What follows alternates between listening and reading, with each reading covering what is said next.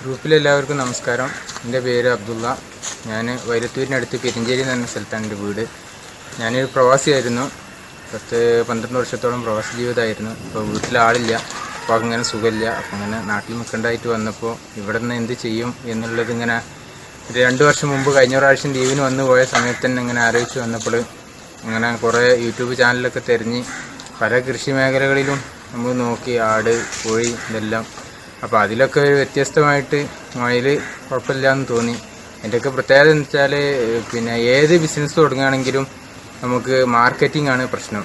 ഇവിടെ അത് മിക്താ സാറ് അത് ഏറ്റെടുക്കുന്നുണ്ട്. എത്ര സാധനം കൊടുത്താലും ഇവിടെ എടുക്കുന്ന പറഞ്ഞത്. അപ്പോൾ മാർക്കറ്റിങ്ങിൻ്റെ ആ ഒരു ഇത് കണ്ടുകൊണ്ട് ഇതിലേക്ക് ഇറങ്ങി തിരിച്ചതാണ്. അപ്പോൾ അതുകൊണ്ട് ഞാൻ ഇപ്പോൾ ഈ മാസം 18-ാം തീയതിക്ക് 6 മാസമായി ഞാൻ വന്നതിന് ശേഷം ഇവിടെ വന്ന് നമ്പറിൽ വിളിച്ച് അങ്ങനെ ക്ലാസ്സുള്ള ദിവസം വരാൻ പറഞ്ഞു. ക്ലാസ്സിന് വന്നു.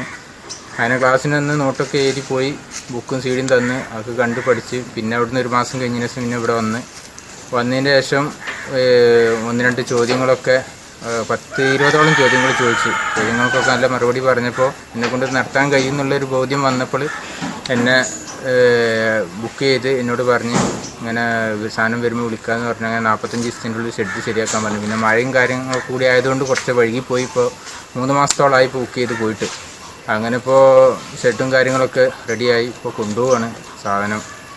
അപ്പോൾ 3 യൂണിറ്റാണ് ഞാൻ ബുക്ക് ചെയ്തിട്ടുള്ളത്. പിന്നെ വൈഫുണ്ട്, വീട്ടിൽ കുട്ടികളുണ്ട്. അപ്പോൾ അവർക്കും താല്പര്യമുണ്ട്. അവരോടും കൂടി ആലോചിച്ചിട്ടാണ് ചെയ്തത്. പിന്നെ ഇത് സ്മെല്ല് വീടിൻ്റെ അടുത്താണ് ഞാനിപ്പോൾ ഇത് ചെയ്യുന്നത്. അപ്പോൾ എല്ലാവരും പറയുന്നത് സ്മെല്ലിൻ്റെ വിഷയമാണ്. അപ്പോൾ ഞാനിവിടെ ആഷ്യാനിൽ വന്നിട്ട് ആദ്യം ഇവിടെയുള്ള ഫാം സന്ദർശിച്ചപ്പോൾ ഇവിടെ ബെഡ്റൂമിൽ നിന്ന് ജനൽ തുറക്കുന്നത് തന്നെ ഈ ഫാമിലേക്കാണ്.